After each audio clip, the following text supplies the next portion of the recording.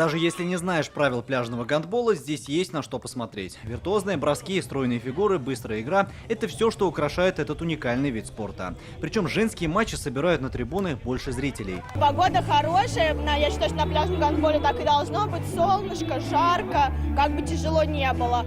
Песок супер чистый, очень все понравилось. Не хватило, наверное, немножко уверенности. Первая игра, немножко играли скованно, я считаю. И что-то не получалось. Какие-то броски, которые должны были забиваться 100%. Сборная команды Бразилии – фавориты не только футбольного чемпионата мира. На пляже противостоять южноамериканцам также непросто. Именно на представителей этой сборной по жеребьевке попалась наша команда. Опыта не хватает, тут команда мастеровая, несколько раз там подставились в концовке, в игрока мы сыграли, вот на этих ошибках бразильянки выиграли у нас.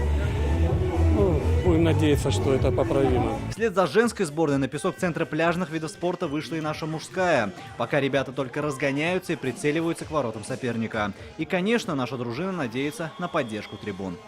С утра сегодня у нас уже так наполовину полные трибуны, это еще будний день, все еще на работах, там дети с родителями там еще не здесь, поэтому я думаю, что в выходные и в вечернее время у нас будет полный зал. Турнир продлится до воскресенья. Ежедневно с 9 часов утра на песок выйдут лучшие команды мира. Вход на трибуны центра пляжных видов спорта свободный.